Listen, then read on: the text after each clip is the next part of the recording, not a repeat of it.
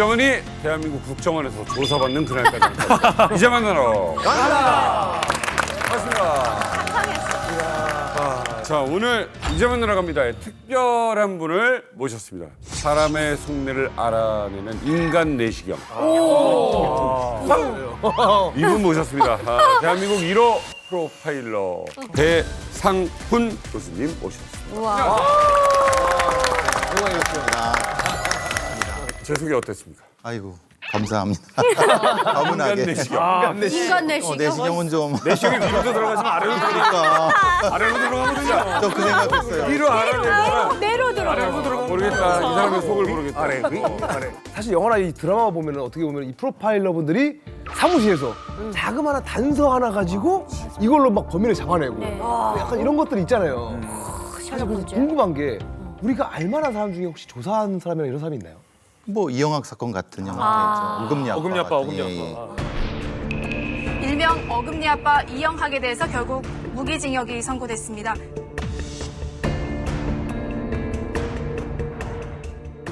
김정은 만약에 만나면 뭐 물어보고 싶으실까요? 물어보는 게 아니라 이제 그런 사람들한테는 물어보지 말고 들어야죠. 그러니까 말하게 해야죠. 과시형이니까 이게 보통 외적 과시형과 외적 과시형과 내적 과시형이 있는데 과시형이구나, 김정은이. 말하자면 뭔가 막 자기를 드러내려고 하잖아요. 네네네. 인정 욕구가 세요. 인정 욕구죠. 그럼 막 뭘 터뜨리려고 막 그러는데 왜 그런가에 대한 내적인 그 심리 구조를 보려면 떠들게 해야 되거든요. 그러면 이거네. 그러니까 앞에 있고 획개발 왜 했어요가 아니라 아니 근데 그 되게 획개발 어려운 건데. 대간에 이런 것도 해. 잘한다. 대한민국이 요즘 이 북한과의 관계 참 어렵고 무시무시한 상황입니다. 협박은 계속 이루어지고 있고요. 그에 따른 또 행동도 일부 거칠게 하고 있는 게 지금 현실입니다. 그런데 지금보다 남북 관계가 더 안 좋았던 때가 있었습니다. 때는 1968년도 김신조가 특공대를 이끌고 대한민국 청와대에 침투하는 사건. 1월 21일 밤 10시경 강변의 무장파 집단이 어둠을 타고 감히 서울까지 와서 난동을 부렸습니다.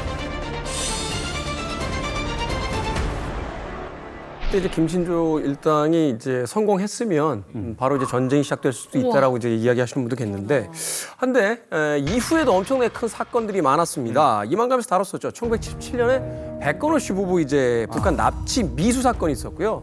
78년도에는 최은희 신상옥 감독의 납북 사건. 그러니까 이제 말하자면 전면전의 형태를 띠었던 도발도 있었습니다만 유명 인사들을 이제 납북해서 말하자면 이제 어떤 사회적 혼란도 주고 또 자신들의 어떤 정치적인 그 목적도 이루려고 했었고 하지만 가장 큰 사건이라고 한다면 역시 1988년 우리들이 가장 자랑스럽게 생각했던 서울 올림픽을 앞두고 벌어진 칼기 폭파 테러 사건입니다. 서두에 말씀드린 몇몇 사건들은 이만갑에서 다뤘던 이야기였어요. 네. 공통점이 있습니다. 뭘까요? 일단 공통점은 좀 쉽습니다. 사실 다 모든 공통점이 북한에 있다. 이 사건은 다 북한에서 일어난 일이다. 북한이 의해서. 그렇죠. 네, 그런 공통점을 찾았습니다. 그렇죠. 자, 그런데 이 모든 사건들의 또 공통점이 하나 더 있습니다.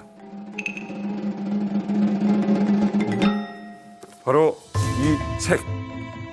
바로 이 책. 이 책의 저자 마이클 리라는 인물입니다.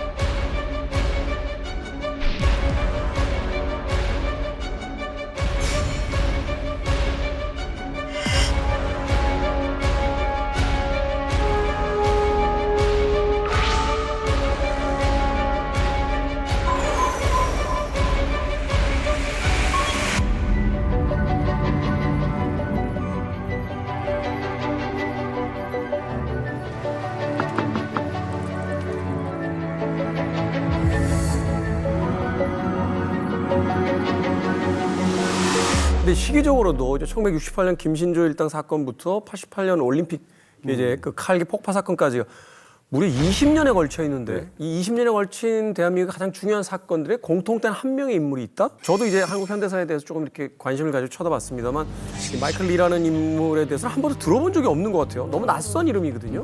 임진 기자님, 예. 어떤 인물입니까? 자, 이분이 어떤 분이냐? 1970년대 미국 CIA 소속의 신문관으로 활동했던 분이에요. 그런데 우리 사실 국정원에도 신문관이 있거든요. 그래서 아마 우리나라로 오실 때 국정원 조사 과정에서 한 번씩 만나보셨을 것 같아요. 많이 만나봤죠. 우리 그 국정원에서 일을 하고 있는 신문관들의 역할은 간단합니다. 탈북민들 사이에 섞여 있는 간첩을 찾아내는 거, 색출하는 것. 그걸 신문관이에요. 신문관이라고 하죠. 그런데 이제 당시에 이제 CIA에 소속돼 있던 신문관들은 더 많은 활약을 했던 거죠. 그래서 아까 칼기 폭파범 김현희도, 청와대 습격했던 김신조도, 이 마이클 리 씨가 다 신문을 맡았던 거죠. 그런데 지금도 그렇지만 미국 정보 당국에서 국적이 다른 출신을 잘 안 뽑으려 하는 경향이 있어요. 그 이유는 타국의 간첩이나 이중 스파이일 가능성을 정보기관이니까 극도로 이제 염려를 하는 거죠. 지금도 그런데 1970년대 같은 경우는 뭐 인종차별, 특히 뭐 동양계 사람이나 흑인에 대한 인종차별이 거의 뭐 일상이지 않았습니까? 그런데 그 시절에 CIA에서 한국인 출신으로 신문관으로 활약을 해서 CIA에서 인정을 받았다? 이것은 그만큼 조직에서 인정을 받았다라고 볼 수 있는 대목인 거죠. 실력이 대단했구나. 지금도 1%도 안 되는 이런 정보기관에서 아시안들이 있는데 그때 당시에는 신문관으로 CIA에서 정보 활동하고 신문관으로 활동하셨다는 거는 전 되게 대단하고 봐요.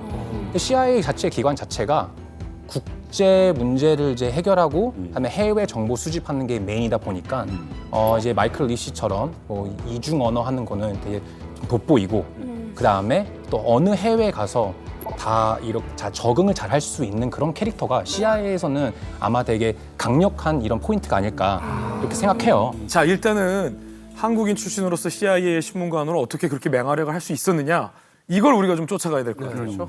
1958년부터 우리랑 인연이 있었습니다. 주한미군 소속으로 여러 가지 이제 수많은 사건을 조사하는 역할을 맡았어요. 그런데 그 중에서 그의 활약이 가장 컸던 사건은 바로 1968년 1월에 벌어졌던 1.1 사태. 박정희 모가지 따러 왔수다. 김신조 청와대 습격 사건.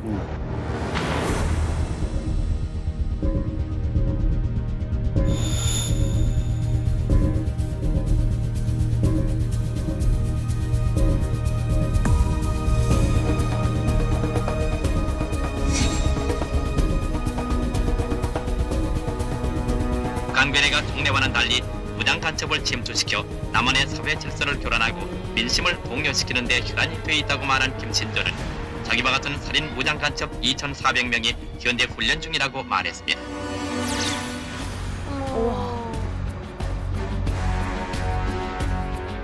지금 군대 복무 해놓고만 동무들인데 만다. 좀 신체도 좋고 만다. 그 다음에 지한식이 모든 훈련 정도라든가 또 기본 가동 환경 이런 게 전 동무들이 이제 그런 부대 갑니다. 기본 훈련은 이제 특수훈련인데 유술하고 이제 격술이 이제 많이 했습니다.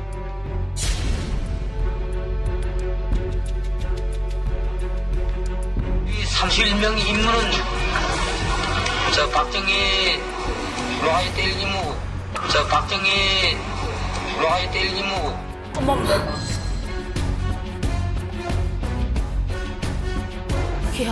야, 박정희 모가지 뗄 임무다.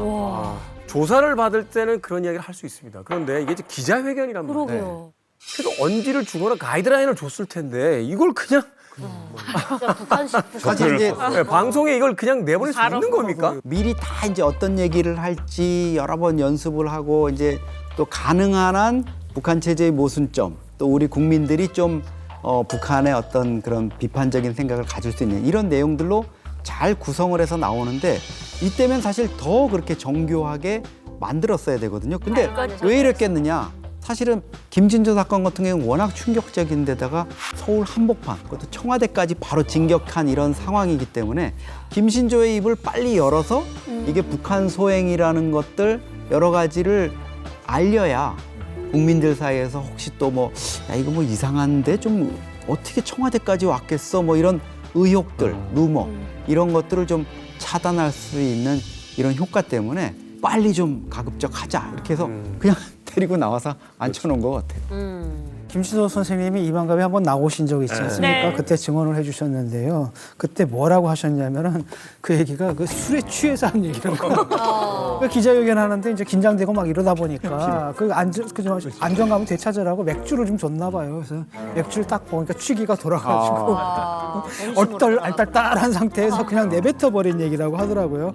그래서 이게 딱 나가다 보니까 박정희 뭐가지 뗄 임무 딱 하는 순간에 옆에 있는 뭐 중앙정보부 의원들이 그냥 눈앞이 이제 깜깜해지는 거죠. 하얘지는 거고요.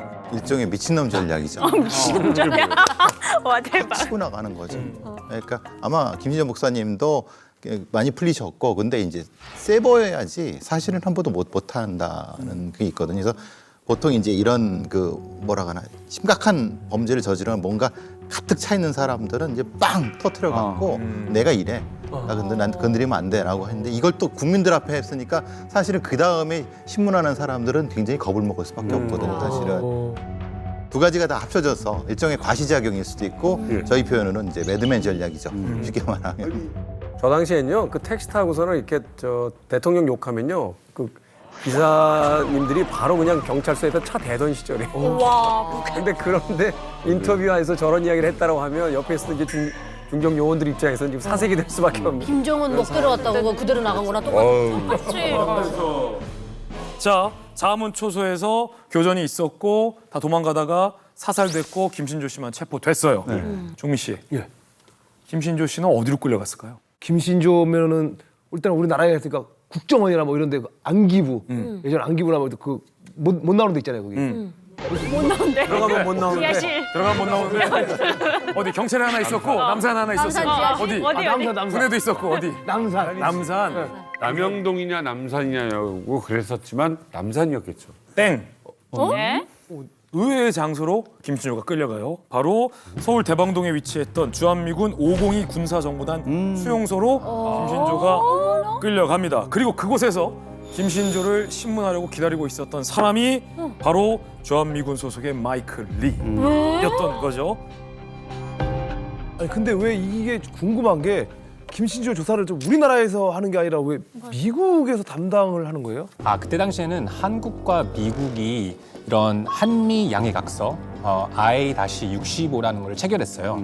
그게 뭐냐면 대공수사와 대공정보 활동은 미국이 주도한다는 그런 규칙이었어요. 그거를 이제 이렇게 또 비교할 수 있는 게 미식축구를 보시면 항상 공을 던지는 사람 있잖아요.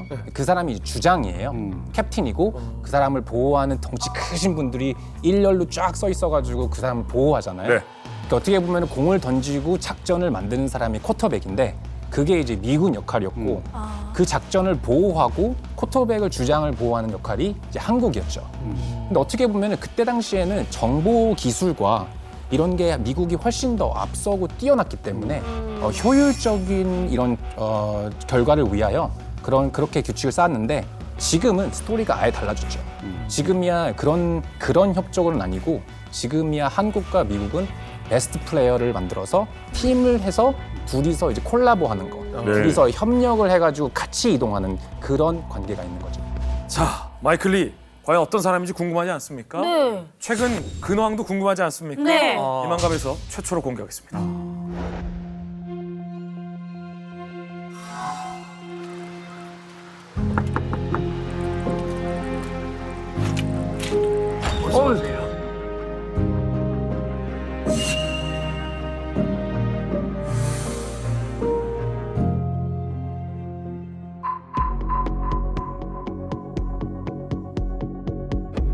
첫인상은 아주 무서운 북한 공비야.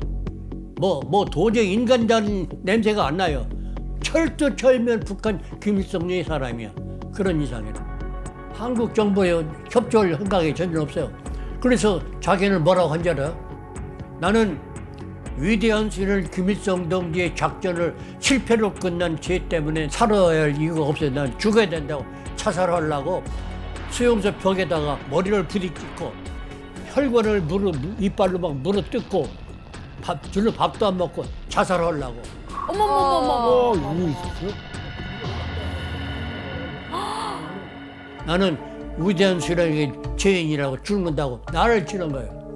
그래가지고 벽에다가 매트리스를 딱 깔아요. 벽에다 매트리스 끌고 바닥도 매트리스 깔고 자해하지 못하도록. 그리고 손도 무슨 일 할지 모르니까 수갑을 채우고 이렇게 그 뒤에서 이제 감시만 합니다. 그 사람이 자해하지 않도록. 일주일 내내 그 짓을 해요.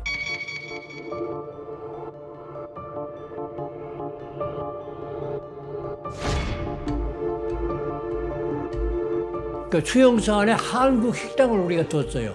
한국 식당. 거기서 김신조한테 특별히 불고기도 좀 하고 뭐 갈비도 굽고 맛있는 뭐 잡채도 만들고 해서 특징을 먹여가면서 김신조에게 내 태도를 보여주는 거야. 너를 소중히 여기고 특별히 다른 사람한테 주지 않는 음식도 너를 소중히 여긴다. 그 사람 마음을 사기 위해서 하는 얘기. 그렇게 했습니다.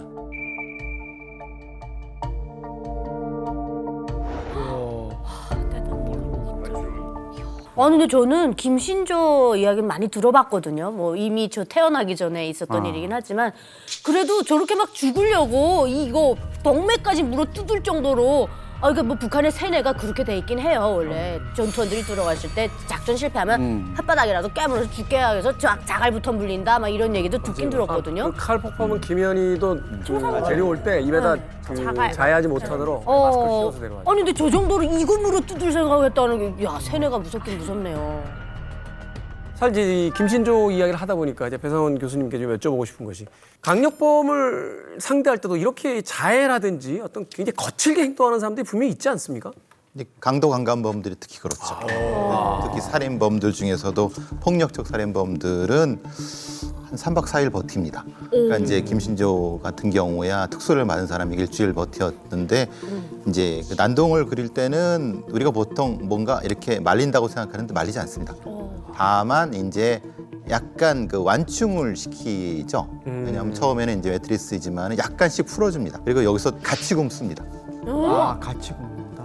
같이 굽는다고? 두 사람하고? 예, 내 주신문과는 같이 내가 너랑 같이 한다라는 생각을 하는 거예요. 그러니까 나는 잘 먹고 근데 잘 먹고 나서 이쑤시고 가서 이제 그 너 이거 뭐 약 올리는 그런 게 아니라 그러니까 이제 그 다음에 이제 음식을 줄 때 진짜로 준다는 생각을 갖게끔. 그러니까 나도 같이 맛있게 먹는다는 걸로. 그런 걸로 가는 거죠. 그러니까 이제 마이클 선생님이 보신 부분은 아마 그런 부분 같습니다. 쟤는 분명히 죽을 거다. 그렇지만은 저 사람이 마음을 얻어야 된다. 그러려면 마음대로 충분히 분풀이든 뭐든 한 다음에 지칠 때 이제 감정으로 들어가는 거죠. 그 감정에 들어가는 방법은 인간이 가장 기초적인 거는 그 냄새하고 먹는 거죠. 근데 인간은 그거는 거의 못 버틸 수가 없습니다. 사실 이제 밥을 먹는다는 행위는 이제 다시 살겠다라는 어떤 의지를 보이는 거잖아요. 그러니까 많은 그 조사하시는 분들 저도 이야기를 들어보면 버티다가 밥 숟가락을 드는 순간 됐다라고 이야기하신다. 식사를 한다는 건 살겠다 하는 그 의지를 보이는 것이기 때문에. 죽으려면 안 먹는다는 거야. 아니 김신조의 이 자결 시도는 어떻게 보면 이제 멈추게 만들었잖아요. 그렇죠. 그런데 이제 앞으로 이제 이 조사가 협조를 하느냐 안 하냐 또 다른 문제 아닙니까? 그렇죠. 그러니까 지금은 없지만 지금 대방동에 캠프 그레이라고 해가지고 미국 그 정보부대 그 부대가 있었고 수용소가 있었거든요. 여기에 이제 김신조가 끌려옵니다. 캠프 그레이로. 무려 4개월 동안 마이클 리가 김신조를 신문을 했다고 해요. 그래서 신문 받은 내용들 다 정리해 보니까 무려 책 3권 분량이 나왔대요. 3권 분량이요. 그러면 지금 아까 막 얘기 나온 것처럼 난 김일성 장군에게 난 죄인이다, 뭐 동맥을 끊고 뭐 이 쇼를 했던 김신조를 어떻게 설득을 해가지고 책 3권 분량의 정보를 끄집어낼 수 있었는지 직접 그 이야기 들어보시겠습니다.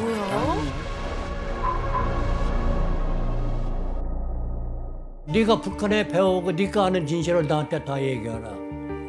그러면 상호 조건이야. 나도 너에게 하고 싶은 얘기를 하겠다 하면서 북한의 김일성에 대한 얘기, 북한의 건국 역사 얘기, 대한민국의 건국 역사 얘기, 자유세계에 관한 얘기, 북한과 남한의 비교 여러 가지를 얘기하는데 김신조가 한 3주일 동안을 그 작업을 해요. 그런데 서서히 사람이 변하기 시작하더라고.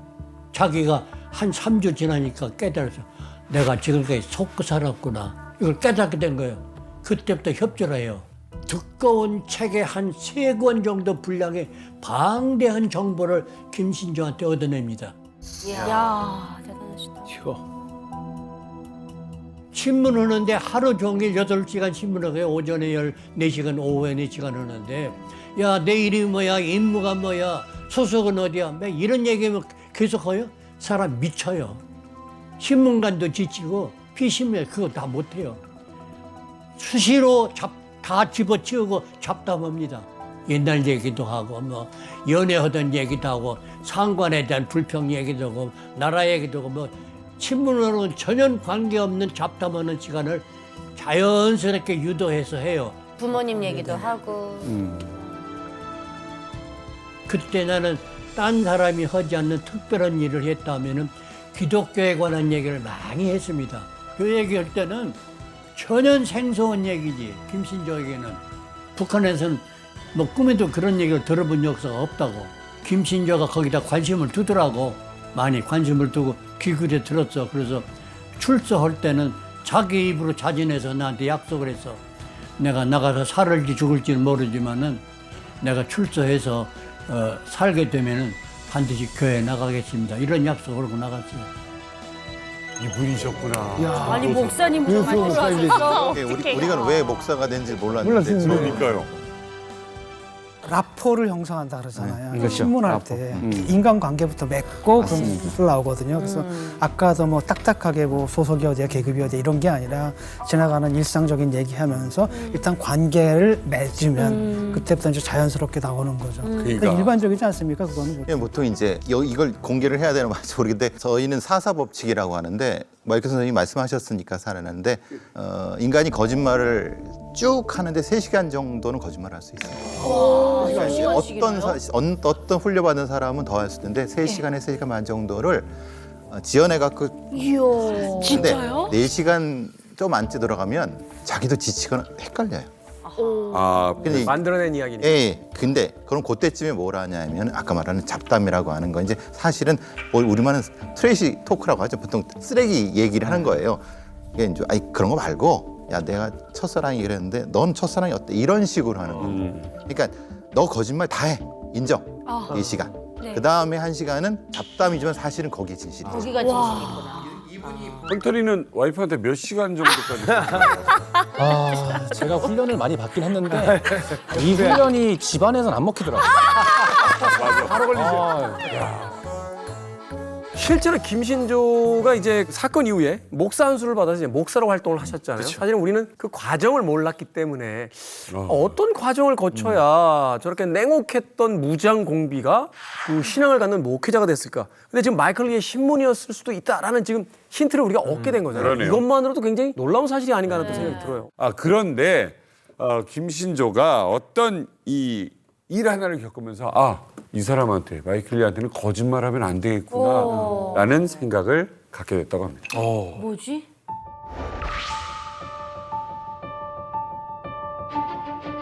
신문을 할 때는 섣불리 해가지고 신문을 제대로 못해요. 많은 사전 지식이 있어야 됩니다.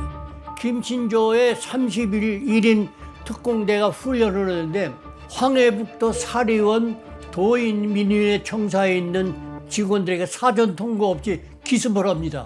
기습을 하고 다 사살해버려요. 어머야. 자기 나라 백성을 다 사살해버려요. 그런 녀석까지 지독하게 했어요. 청와대를 기습하기 위해서. 그래서 정부에서는 남한의 특공대가 와서 소행이다 만행이라고 발표를 합니다. 그렇지, 북한은 그렇게 해요. 거기에 관련된 얘기를 내가 묻기 위해서 여러 가지를 질문해요. 김신조한테. 하림은 인민위원회 내부 구조도 물어보고 뭐 주변 환경도 물어보고 주변에 무슨 병원이 있고 무슨 학교가 있고 공중변소가 있고 쭉 얘기하는데 그 공중변소의 문 색깔이 뭐냐 그랬어요. 모른다고 그래요. 잘 기억이 안 나는데요. 내가 이게 똑똑하게 너 거짓말하고 똑바로 얘기해라 이렇게 잘 모르겠는데 하늘 색깔 아니냐 그러니까 맞아요. 하늘 색깔이에요. 이야, 화장실 문 색깔도 하셨어? 어머. 그 선생님은 그걸 어떻게 알아요? 나한테 거짓말 하지 마. 나는 북한에 대해서 너무 많이 알아. 그러니까 김신조는 이 사람은 진짜 북한에 대해서 모든 걸 많이 아는 사람이기 때문에 자기는 거짓말 할 수 없는 것을 마음을 먹어요. 그래서 있는 사실대로 얘기하는 거야. 하나의 그 기술이야, 신문 기술. 그렇게 하고 자기들이 감추고 싶은 얘기도 많이 있지만은 자기 스스로 자진해서 나한테 많은 정보를 줬어요. 야, 아니 이거는 믿기 힘든 게 이거를 어떻게 하지? 그러니까요. 아니 김신지도 모르는 거를 이거 혹시 진짜로 찍어가지고 이거 아니야 이렇게 한 거 아닐까 이게? 아닙니다. 아니야. 마이클리 선생님은 알고 있었어요. 왜냐면 당시에 마이클리 선생이 만나서 신문했던 북한인이 몇 명인 줄 아세요? 당시에 15년간 미군에 근무하면서 450명. 아 그렇게 진짜요? 많아요? 귀순병부터 간첩까지 모두 다 주한미군의 정보대대에서 신문관 역할로 조사요원 역할을 했었던 마이클리 선생이 담당을 했었어요. 보세요, 생각해보세요. 450명의 북한 군 간첩을 상대했으니 화장실 문 색깔 정도는 알고 있었고 그것뿐만이 아닙니다. 함흥 근처인 발룡산에 무슨 부대가 있고 그 부대장 이름은 뭔지까지 다 알고 있습니다. 와. 그러니까 화장실 문 색깔 맞췄을 땐 김신조 씨도 에이 뭐 그거야 뭐 찍어서 그런데 그런데 발룡산에 있는 부대장 이름까지 마이클리 선생이 알고 있다면 김신조가 어떤 걸 느꼈습니까? 거짓말하지 못하겠다. 예를 들면 어느 사리온 인민위원회의 문이라는데 그게 그 사람들한테 제일 많이 얘기된 거냐. 이걸 이제 인지선정을 하는 거죠. 말하자면 마이클리 선생님은 그 공간이라는 데서 가장 중요한 데가 여기기 때문에 이거 얘기하면 확 잡을 수 있겠다라고 해버리면은 그렇지. 항상 맞잖아. 그러면 오 맞는 것 같아요. 이런 식으로 하는 거죠. 그러니까 그 다음에 이렇게 넘어가는 겁니다. 야, 나 너한테 이런 잡다한 거 알려고 하는 거 아니야. 그건 다 알고 있어. 솔직히 네 생각이 듣고 싶은 거야라고 훅 넘어가는 거죠. 그러네요. 그러면은 중요한 건 이 사람이 가지고 있는 정보를 사실은 원하지만은 네 정보는 내가 다 알고 있기 때문에 알 필요가 없어라고 먼저 후려치고 사실은 거기서부터 반대로 들어가게 돼요. 그러니까 마이클 선생님은 그걸 얘기하면서 나 이 정도 하는 사람이야? 라고 하고 야 우리 그런 얘기 하지 말고 이런 얘기 하자 하면은 그때부터 아 이 사람은 되게 많이 알고 내가 넘을 수 없는 사람. 이 사람한테는 거짓말하면 안 그렇죠. 돼요. 네, 저 진짜 국정원 선생님한테 갑자기 배신감 드는데 저 신문 그렇게 받아봤잖아. 그렇게 잘 대해주셔서 인간적으로 지금까지 고맙게 생각하는데 지금 마이클리 선생님 하셨던 그대로 저한테 하세요. 너무 배신감. 아니 저한테 처음에 진짜 말하고 싶지 않은 거 하지 말라 그랬어요. 그래서 자기가 이렇게 강압적으로 이제 협박을 하면 그 인권 변호사가 있기 때문에 가서 그 사람한테 고발하면 된대요. 그래서 마음을 아예 푹 놓고 있었거든요. 그건 다 사실이잖아요, 사실은. 네, 그런데 저한테 북한에 있었던 그 전직을 얘기하라고 하시더라고요. 그래서 뭘 하나 얘기하고 싶지 않았냐면 제가 연락소에서 잠깐 근무했던 정말 2년 동안 간첩들 오면 쉬는 거. 네, 네. 거기서 2년 동안 근무했던 사실을 숨기고 싶었어요. 그래서 너무 그 연락소라는 그 자체가 이제 그래서 땡땡땡 연락소라는 고유 명칭이 있는데 그걸 다르게 부르는 그 가명 같은 게 있어요. 그리고 현지인들도 몰라요. 딱 거기서 근무하신 분들만 알거든요. 그래서 앉아가지고 몇 년부터 몇 년까지 어디서 일했어요? 그래서 그 설봉지도국에서 일을 했습니다.라고 하니까 아, 설봉지도국이요? 그러면서 이제 그 안경 너머로 그 눈빛이 반뜩하는 게 보이는 거예요. 그래서 저 사람 왜 저러지?라고 했는데 그 설봉지도국이 그 다른 이름이 있잖아요. 그래서 아니 알 리가 없는데 이건 북한 사람들도 모르는데 없는데요. 그러니까 한수혜 씨 123 연락소 아닙니까? 이렇게 얘기하는 거예요. 예, 그래서 제가 그럼 맞는데 선생님은 어떻게 아셨어요? 이러니까 이제 선생님이 대한민국 정보력이 그 정도도 안 된다고 생각했어요? 아는 거야. 네. 그런 것까지 알아요? 간첩도 거기 연락소 출신들이 온 거지. 저는 제 부대를 정확하게 말했거든요. 그런 부대 없대요. 오히려 아니 이런 부대 있습니다. 이거 후방 부대 경보여단입니다. 이거 스키여단입니다. 그러니까 스키 부대가 어디 있어요? 똑바로 말해야지. 들을 수 있어. 이렇게 말하고 그래서 이것도 그리고 기술이야. 그 스키 타요. 그래서 스키도 타고 산악자전거도 탑니다. 그러니까 위치를 내려요. 그래서 제가 위치 말입니까? 위치가 어디 이렇게 산골짜기에 있습니다. 이렇게 말하니까 그때서야 딱 말하는 게 그 앞에 그러니까 일부러 그러는 것 같아요. 그 앞에 흐르는 강이 장자강인데 그 앞에 성천강이 흐르지요. 일부러 말이에요. 일부러. 그러니까 성천강이 뭡니까? 그 장자강이 흐르지. 그 말이 장자강이지. 그 너무 넓어갖고 뗏목이 막 100m짜리가 뱀처럼 내려갑니다. 막 이렇게 말하니까 기분이 좋아진 거예요 이분이. 그래서 진짜로 얘기하는구나. 맞구나. 그러면서 이제 거기 이제 뭐 성천강 발전소가 있고 뭐 이렇게 희천 낙원 공작기가 뭐 이렇게 하면 쭉쭉쭉 나오는 거예요. 그래서 이거 자강도에 그 인삼술이 유명하죠. 이렇게 말 인삼술이 뭡니까? 그 모류술이 유명하지. 나 싫었어요. 100% 다 털렸어. 아니 그리고 정보기관에서 일하면 안 돼요.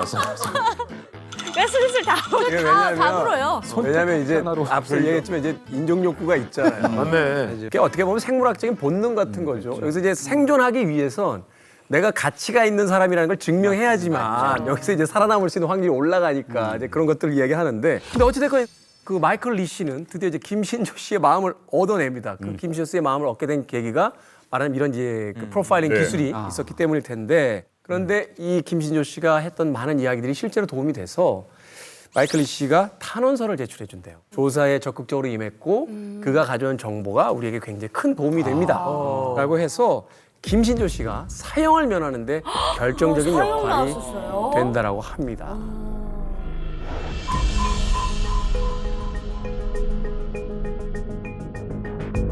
신문관이 어느 특권이 있어요. 신문이 끝나면 한미 합동을 하기 때문에 나 미국식 신문관이고 한국식 신문관이 있어. 두 사람이 한국 정부에 상신하는 평가서를 써요.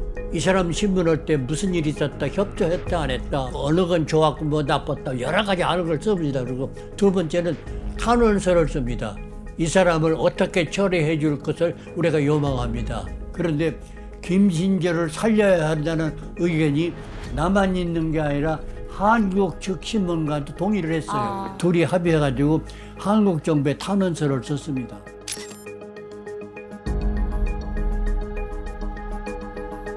김신조가 처음에는 아주 철두철미한 김일성의 사람이었는데 그 사람이 뉘우치고 모든 것을 깨닫고 한국 정부에 협력을 했어요. 나갈 때에 내 판단으로서는 그 사람이 사형감이에요. 대통령을 암살하고 청와대를 기습하려고 쳐들어간 사람 특공대인데 어떻게 그 사람을 살려줍니까? 대한민국 법에 의해서는 그 사람 사형감입니다. 그런데 김신조는 산 정인, 역사의 정인으로 살려둬야 되겠다.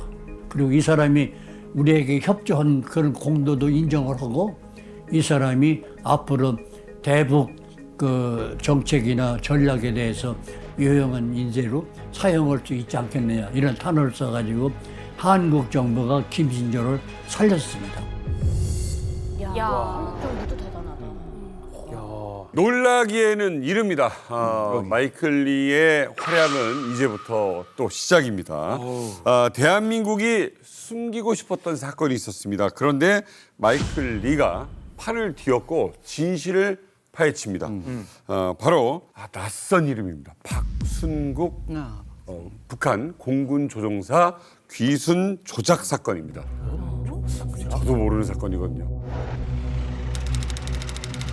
약 54년 전 북한 원산 공군 기지에서 일어난 충격적인 사건. 사건의 주인공은 조선인민군 공군 소속 박순국 소자였습니다. 그날은 미그 15기 전투기 조종사들의 이륙 훈련이 예정되어 있었는데요.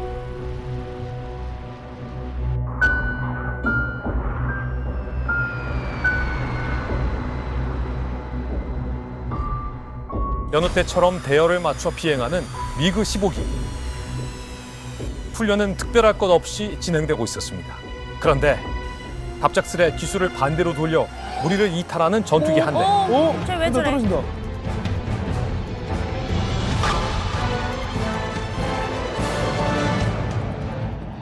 바로 박순국 소자가 조종하던 미그 15기. 소좌야, 야. 이탈한 박순국 소자의 전투기는 곧장 동해안을 따라 남하하기 시작했는데요.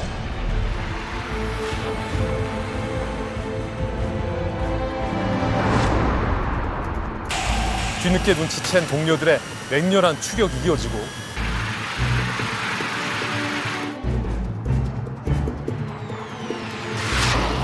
추격한 뭐 어떻게 아이고 야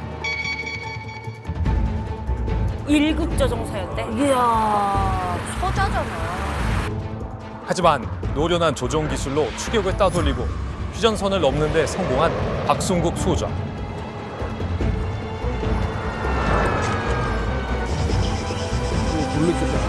북한군 전투기가 대한민국 영공을 침범하자 즉각 대응에 나선 우리나라 공군.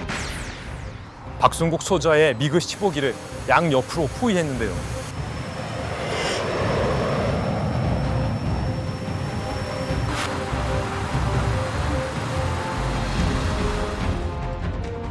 그러자 기다렸단 듯 비순 의사를 표현하는 미그 15기. 자, 바퀴를 내려요. 아 이게 기순우사야?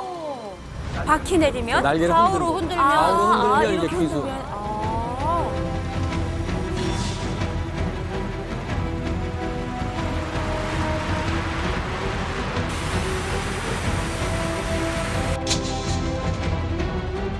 하지만 예상보다 길어진 비행거리 때문에 연료가 고갈된 상황. 어떡해. 오 마이 갓.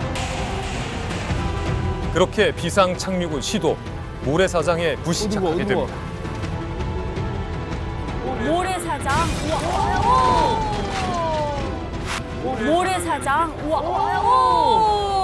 오 마이 갓. 터지는 거 아니야? 야. 와 진짜 어마어마하네요. 아니 근데 한 가지 좀 궁금한 점이 있습니다. 이 프로그램을 진행하면서 웬만한 이제 그 북한의 주요한 사건들은 또 공부도 좀 하고 또 들은 이야기도 있는데 제가 이웅평 귀순 사건이나 이철수 귀순 사건은 제가 들어봤어요. 근데 박순국 조종사 귀순은 처음 들어보는 것 같거든요. 처음 들어봤어요. 이걸 우리가 지금 모르고 있다. 이거 좀 이상한 것 같은데요. 그래서 제가 왕년에 또 제가 신부남 아니었습니까? 신부남. 신문 보신 남자. 예, 신문을 보신 남자였었는데 그래서 제가 오랜만에 한번 기사를 한번 찾아봤습니다. 아, 예, 동아일보 이 기사에서 찾았는데 자 여기에 나와 있습니다. 오늘 또 한자 안 읽고 이런 게 없고. 아, 그럼 다 있습니다. 막 부탁하고 막. 아, 그럼요. 약간 밑에가 뭐예요? 우리 아무도 모르는 겁니다. 예, 위에를 보시면은 기술을 나무로 네. 동체로 네. 비상 착륙. 진짜 천재설 맞나 봐. 나는 네. 나는요. 네. 나는요. 네. 나는요. 나는요 오빠가.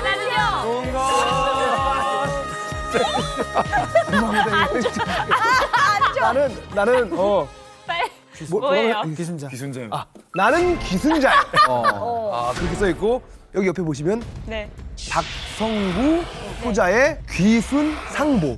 상세하게 이렇게 적었다고 했거든요. 요 내용이거든요. 요걸 제가 한번 읽어드리겠습니다. 고성군 거진면 송중리 동해안 모래사장에 낯선 비행기 한 대가 동체로 비상 착륙을 했다.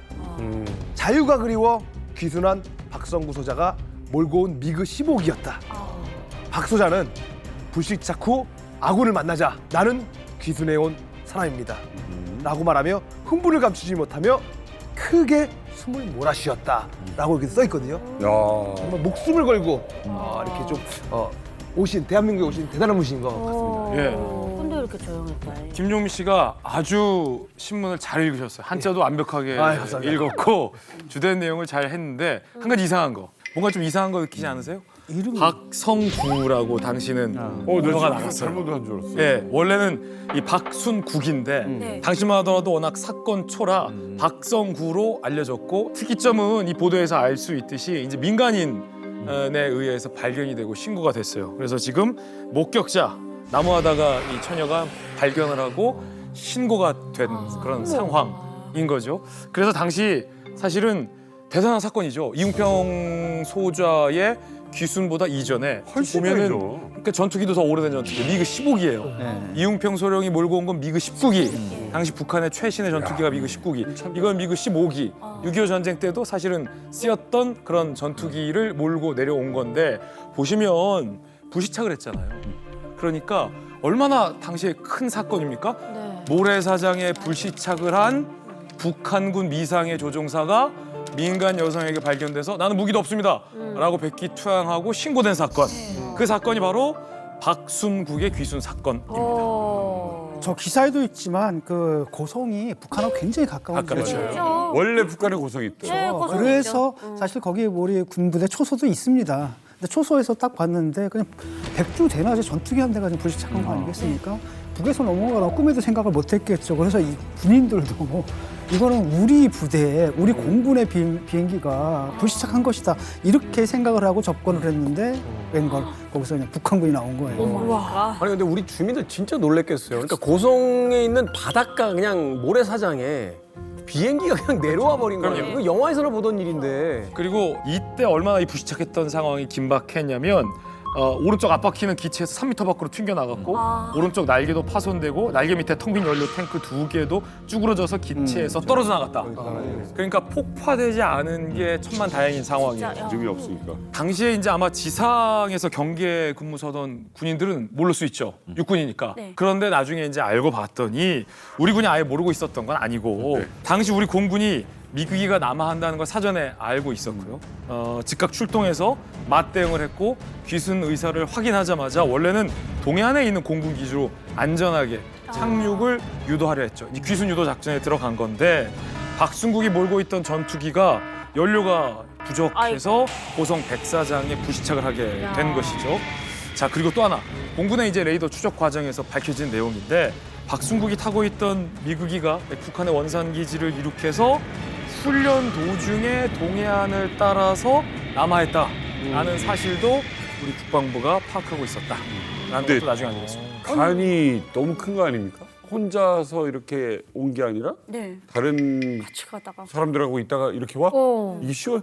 간이 큰 거도 간이 컸지만 북한에서 북한의 탑건이었어요. A급 조종사요. 그리고 1급 조종사. A급 조종사. 네. 그런데 우리 이웅평 대령도 우리 한국의 KBS 라디오를 들으면서 한국을 동경하게 됐다고 했잖아요. 이 박순국 선생도 한국 방송 라디오를 들으면서 한국을 동경하게 됐습니다. 넘어가야 되겠다 한국으로. 근데 기회를 엿보고 있다가 어느 날 이착륙 훈련하게 된 거예요. 일단은 연료를 이착륙만 하면 되니까 연료를 좀 적게 줘요. 그러니까 감시가 좀 소홀해진다고. 그래서 이착륙 훈련을 할 때 내가 D-Day로 정해서 남쪽으로 향해야 되겠다. 그래서 그 D-Day가 왔어요. 그래서 이제 이륙 훈련을 실시를 했는데 아까도 말씀드린 것 같이 감시가 소홀했어요. 이때다. 그래서 기술을 동쪽으로 돌려가지고 쭉 군사분기선을 넘는데 연료를 별로 안 싣고 출발했잖아요. 그래가지고 백사장에 불시착을 할 수밖에 없었다. 이거죠. 다른 전투기들도 이제 같이 떴어도 연료가 별로 없으니까 쫓아올 수가 있는. 못 쫓아온 거죠. 여력이 없었다. 1급 조종사니까 살아난 것 같아요. 야, 거의 박순국의 인생 극장이 아닌가 좀 생각이 드는데 빠밤 빰빠밤 빰빠밤 그래 결심했어. 이 남한과 북한의 이 선택지 이 중에서 남한으로 비행기를 틀은 게 신의 한 수가 되지 않았나 좀 생각이 듭니다. 자, 그러면은 우리가 역사적 사건을 잘 알듯이 북한군이 귀순을 하면은 그때 당시에는 뭘 합니까? 기자회견 해야죠. 뭐 우리 정보당국이 바로 이제 기자회견장 준비하죠. 해병대회도 하고. 2시간이면 기자회견장 만들어요. 1971년 6월 5일 박순국은 자신과 비슷한 시기에 이제 귀순을 했던 이성근과 함께 귀순 기자회견을 합니다. 그때 영상 저희가 준비했는데 함께 보시죠. 여기 보시는 북한군의 미그 15 전투기는 북한군의 공군 박순국 소령가 몰고 주전선을 넘어 강원도 고성군 거진 해안 모래사장에 착륙 귀순한 것입니다. 이처럼 북한군의 정규 군인들이 자유의 품 안으로 속속 귀순하는 것은 붉은 직하의 학정이 어떤 것인가를 그대로 입증해주는 일이 아닐 수 없는 것입니다. 자, 6개월 훨씬 넘어서, 이야. 지난해 12월 북한군의 공군 미그 15기를 몰고 귀순한 박순국 씨와 전 북한군의 외항선 갑판장 이성근 씨의 공동 기자회견이 열렸습니다. 이들 두 사람은 한결같이 공산 북한군의 악랄한 전쟁 준비 음모를 폭로하고 대한민국에 귀순하는 길만이 살 길이라고 판단해서 자유의 품에 안기게 됐다고 귀순 동기를 밝혔습니다.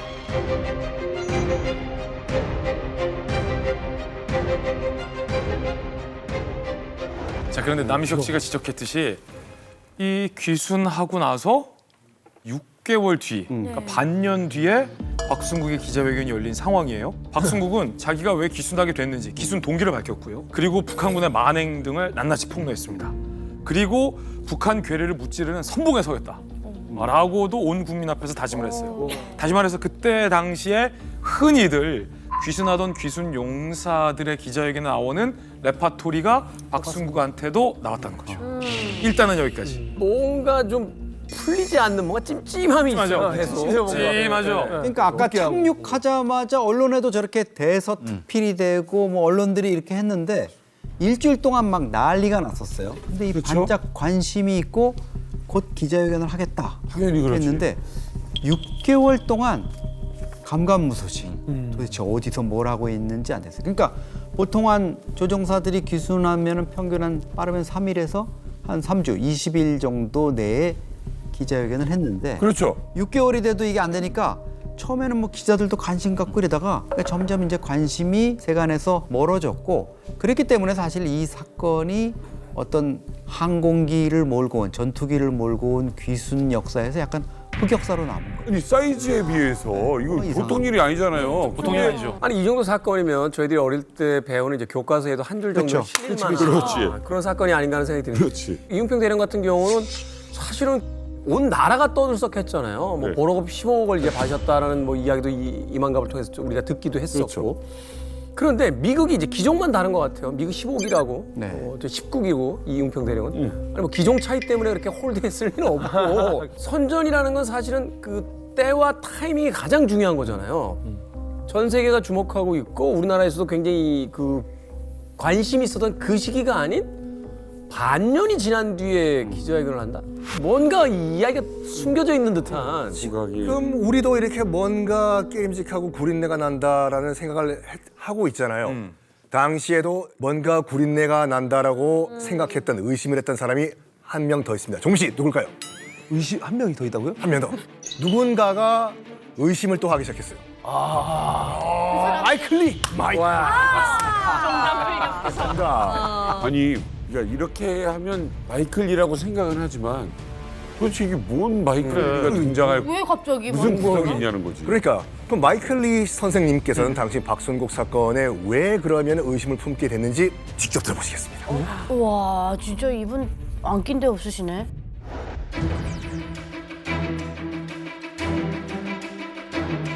한미 양해각서 아이다치 60에 의뢰해서 대북 정보 활동은 미국 주도로 했습니다.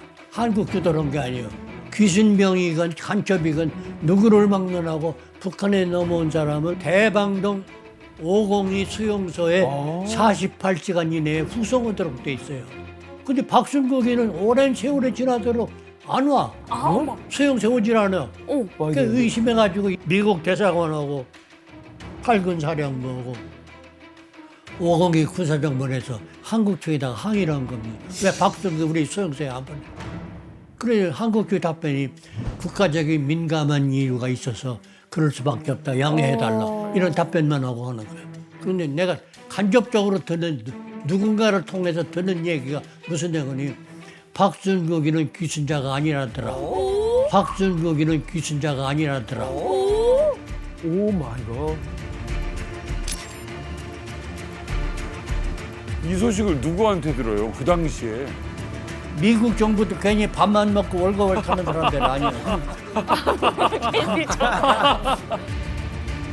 그 사람도 나름대로 다 정보망이 있고 소스가 있고 수집하는 방법이 있는데 박순국이 온 것이 귀순이 아니고 불시착이라는 그 힌트를 다 이미 알고 있었는 거예요. 미국 정부. 한국에 숨겨 있다고 생각을 한 거예요.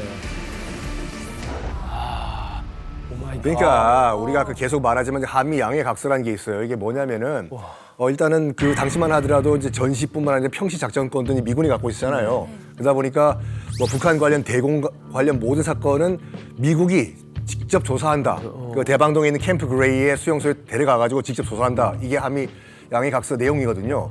그러면 이 각서 내용에 따르면 48시간 내에 박순국이건 누군가에 넘겨줘야 돼요. 근데 안 넘겨줘요. 48시간이 뭐예요? 3개월 동안 중앙정보부가 안 넘겨주고 있는 거예요. 그래서 이제 그 마이클린이 이렇게 생각한 거죠. 3개월 동안 중앙정보부가 이 캠프 그레이에 박순국을 안 넘겨주고 있다는 것은 뭔가 심각하게 이상한 게 돌아가고 있다는 걸 직감하게 된 거죠. 자, 이상함을 느낀 게 마이클리 뿐이었겠습니까? 당시 고성에 있는 주민들, 예, 그 주민들은 봤을 거 아니에요. 뭔가 이상하다는 거죠. 저희 이만갑이 당시 고성군 주민을 만나봤습니다. 이만감 뭐야? 아니 방금 전까지 미국에 있었잖아. 우리 제작진이 밥만 돈 받아가도 밥만 먹는 게 아니야. 방금까지 미국에 있었잖요. 동해번쩍 서해번쩍.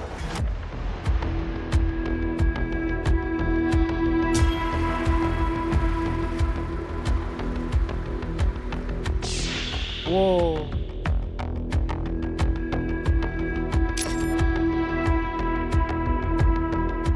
요 지금 저 가리키는 방향으로 바다하고 모래사장하고 그 가운데 지금 불시착이 없는 겁니다. 그러니까 이 소나무가 그전에는 없었어요.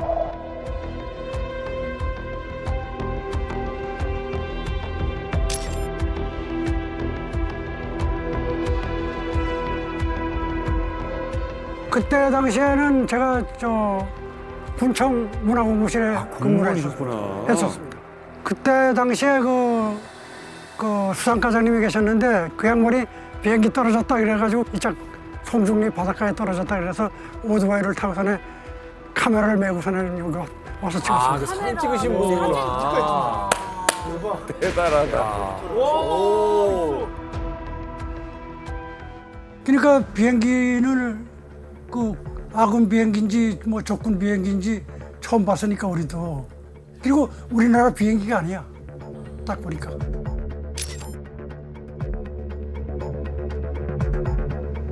가니까 그 군인들이 벌써 비행기를 감싸고 전부 무전기를 메고서 있었습니다. 총도 있고 무전기도 있고 있네요. 완전히 군인이 앞에. 일반인들은 들어가지 못하게끔 딱 장치가 돼 있더라고요. 그게 좀 의아하긴 했지. 몇몇에서. 소문은 그 공군 요기에 하면 소령인가 그런 이제 계급이 그렇게 되는데 그 양반이 한 그 산 쪽으로 한 100m 가서 신분증 이런 걸 다 불태웠다는 얘기 들었어요. 어머. 신분을 감춘다? 어머.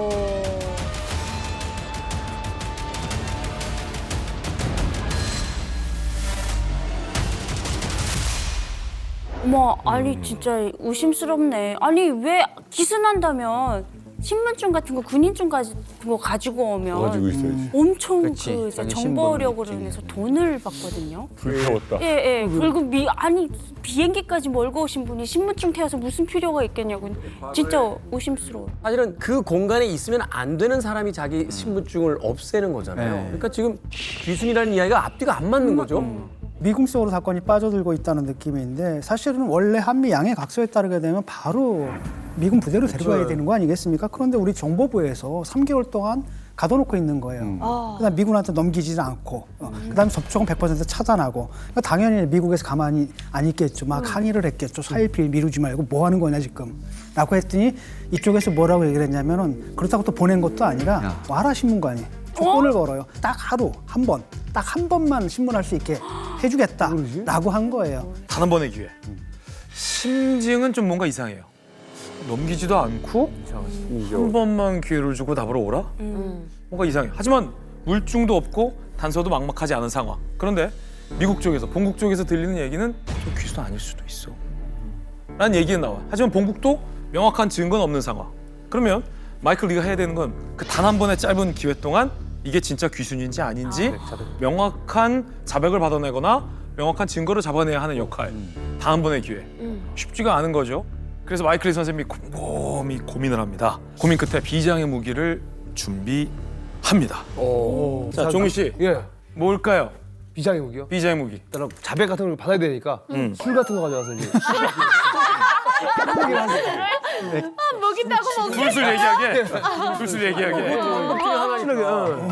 빠르게 친해져서. 아, 그것도 방법이긴 한데 마이클 리 선생님이 생각했던 건 바로 이 두 가지입니다. 바로 이 두 가지입니다. 볼펜과 서리봉투.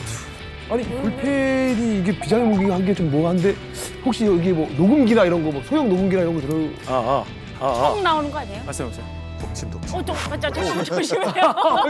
일단 갑자기 내가 아는데 그 볼펜 아니요, 우리가 볼펜. 제일 많이 사용한 볼펜이잖아요. 맞아요. 뭐가 있다는 거예요, 도대체? 여기 뭐가? 그냥 평범한 볼펜이고 볼펜이요. 당시에 우리나라에서 가장 많이 보편적으로 쓰던 모난 사람도 써도 되는 그냥 평범한 볼펜. 지금까지 쓰는 볼펜이니까. 근데 생각해보세요. 당시에 마이클 리 선생님은 어디 소속이었어요? 미국. 미군 부대. 미국 소속이었잖아요. 그런데 당시에 박순국이 북한에서 내려왔잖아요. 네. 1등 조종사잖아요. 네. 미국에 대해서 어떤 감정을 느꼈을까요? 완전 철저지원시죠. 적개심을. 적개심. 그러니까 미국에서 왔습니다. 라고 명함 주면 박순국이 마음을 열 리가 없는 거죠. 걔는 한국분이잖아요. 그래서 한국 사람인 척하고 싶었던 거예요. 그리고 재밌다. 마이클 리 선생님이 들고 온 이 서류 봉투 안에는 뭐가 들었을까를 보면 뭐예요? 일부러 공군 본부에 가서 공군 전용 조서 용지까지 대한민국 공군 조서 준비해서 이렇게요. 공적 조서. 한국 군인이 쓰는 펜, 한국 군인이 쓰는 용지를 들고 와서 박순국을 대면하게 된 거죠. 왜냐하면 김신조처럼 몇 달 며칠을 마음껏 신문할 수 있다면 여러 가지 심리 분석이 들어갈 수 있지만 단 한 번의 기회잖아요. 그런데 어렵다. 미군이야? 그럼 박순국이 입을 열 리가 없죠. 당연하죠. 지금도 싫었을 텐데. 그렇기 때문에 심리적인 장벽을 낮추기 위해서 미군이 아닌 척. 요런 두 가지 소품을 준비해서 들어갔죠. 거기다가 대고 나는 공군 출신이야. 그런데 뭔가 공군에서 온 사람이 공감대. 그렇지. 해군은 해군이 만나서 얘기해야 되는데. 근데 이런 수법은 2차 대전 때도 많이 활용을 했어요. 예를 들어서 이제 나치 장교들이 포로로 잡혔을 때 이제 신문을 해야 되잖아요. 독일어를 잘하는 미군 장교가 갔죠. 가서 그래서 신문을 했어요. 위장을 해서 나도 한때는 나치 장교로 포로로 잡혀서 와 있다가 지금 전향했다. 근데 야 나쁘지 않아. 여기 나배드야. 그러니까 이렇게 얘기를 하면은 동질감을 느끼면서 내가 오픈 마인드가 되는 거죠. 그래서 좀 더 얘기를 더 하고 안 물어봐도 내가 좀 털어낼 게 더 있고. 그러니까 그런 수법은 2차 대전 때 많이 썼습니다. 근데 이야기를 들어보니까 이 마이클 리가 전략을 잘 짰다 하는 잘 걸 짰죠, 우리가 이제 알 수 있잖아요. 근데 이제 중요한 건 이 전략이 과연 먹혔느냐. 박순국의 이 전략이 먹혀서 과연 필요한 이야기를 단 한 번밖에 없는 그 귀중한 신문 시간에 얻어내느냐 이거잖아요. 그죠? 그거 궁금해요. 이게 그 돼? 결과 네. 확인해봅니다. 오, 진짜 궁금해.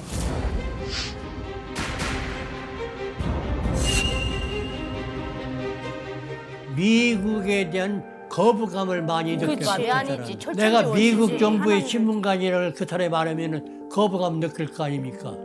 내가 거기부터 차가 늘어난 거예요. 이 볼펜도 미제는 아니고 한국제 볼펜을 사요. 그리고 공군본부에 가서 공군본부에서 사용하는 조서용지도 빌려오고 한국 공무원인 것처럼 이제 그 박순국을 만나러 갑니다. 내가 이제 거짓말을 합니다. 가서. 공군본부에서 나오는 작전국장 이동진 대령이요. 거짓말이거든. 거짓말. 오늘 얘기를 합시다 하는데 박순국의 입에 나오는 게 거짓말이 나오는 거야. 자기는 남한이 그리워하다가 기회를 노리다가 이번에 귀순하게 된 얘기를 쫙 시나리오대로 하는 거야. 야, 그게 보이시는 거야? 뭐야? 야, 간파했네. 와, 벌써 간파하셨어. 듣고서 내가 눈빛 하나 흐리지 않고 침착하게 듣고 있다가 한 1분이나 2분 참고 있다가서 내 얘기를 시작해요. 박 선생, 오늘 얘기는 차원을 달리해서 해야 합시다. 당신은 대한민국 정부를 보호하기 위해서 정부가 시키는 대로 꼭 해야 됩니다. 기자가 하건 뭐 어느 학자가 오건 누가 오건 꼭 반드시는 기순자라고 꼭 해야지. 말이 헛갈리면 큰일 나. 나라에 큰 엄청난 변이 일어납니다. 그러나 오늘 하는 얘기는 군사 비밀로 당신과 나만 알고 외부에 노출이 안 되는 얘기야. 군사 극비로 취급하기 때문에 있던 사실대로 얘기해 주죠. 그래 우리 공군이 무슨 약점이 있고 무슨 실수를 했는가 우리가 스스로의 잘못을 파악하고 우리도 작전 계획을 다시 세우기 때문에 실제 있었던 사실을 얘기해야 우리 공부 작전국에서 우리 실수를 수정합니다. 와, 미쳤어. 그러니까 박순국을 또 높게 띄워주는 거잖아요 지금. 그럴 때 오늘 얘기하는 진실을 얘기하는 것이 차원이 높은 애국 활동입니다. 박순국이 거기에 응해요. 내 말에 설득이 되는 거야. 그러니까 자기가 진실을 얘기하는 건 진짜 대한민국의 공군본부 작전국을 위해서 애국 활동이라고 인정을 한 거예요.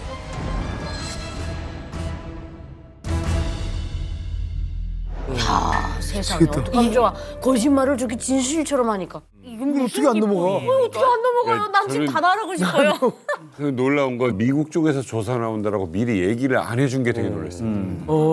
왜 말 안 해줬지? 아니, 그러니까 분명히 얘기를 했을 거예요. 어디서 조사가 나올 텐데 너 우리가 불러준 대로 해. 그대로 해라고 했겠지. 그런데 딱 보니까 저건 참 머리를 잘 쓴 게 먼저 자기가 그렇게 나가잖아요. 이거 나가면 큰일 납니다. 딱 이래놓고 알아. 무장을 해제 딱 한 다음에 우리가 공군이냐? 공군이 뚫렸다는 얘기 아니냐. 우리 약점이 노출된 거고 그거 좀 솔직하게 얘기해줘라.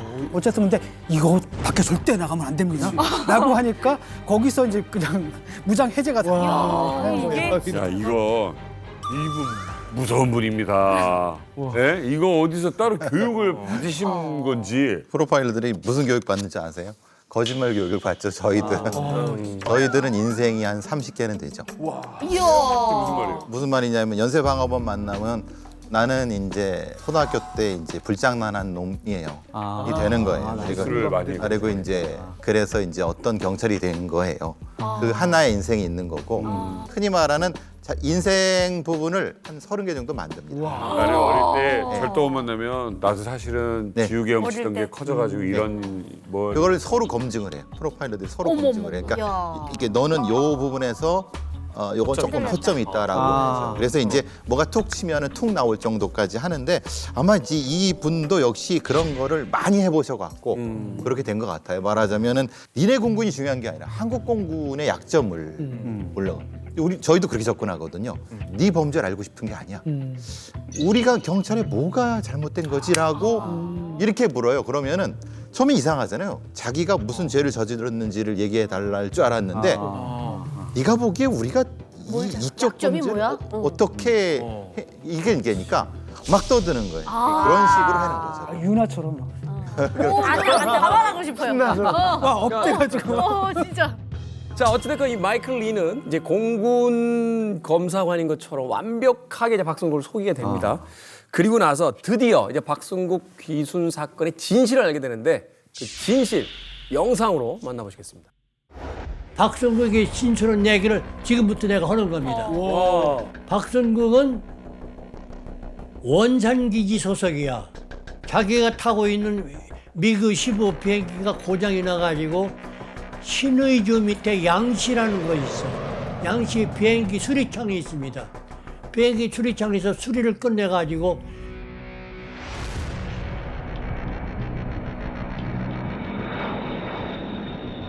원산으로 가는데 박순국이가 실수를 합니다. 근본적인 거기서부터 시작이 되는 거예요.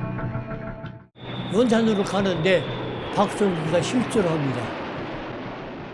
근본적인 거기서부터 시작이 되는 거예요. 내가 공화국의 1급 조종사야.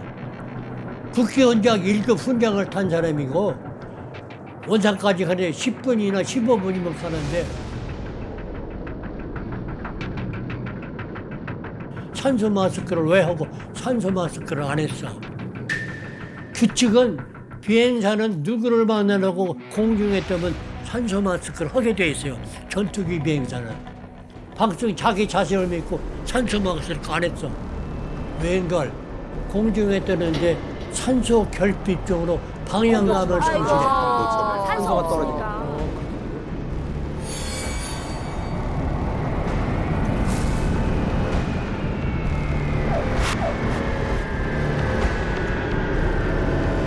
자기는 원산으로 간다고 갔지만 나중에 알겠고 원산이 아니야.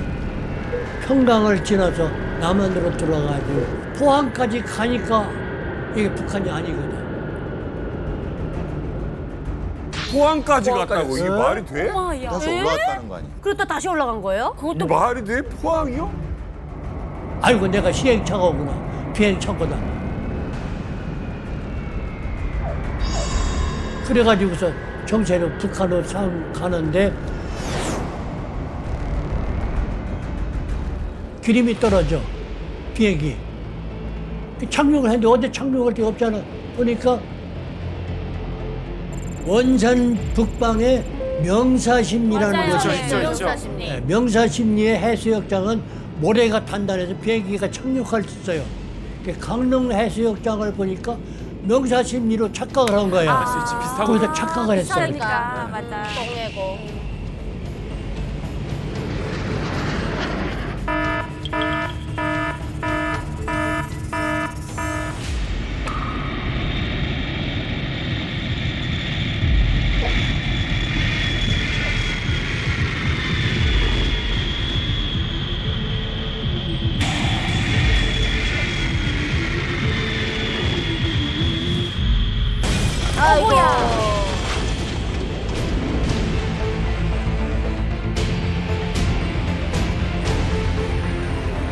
저 착륙을 했어, 불시착을. 기름이 이제 더 이상 없어.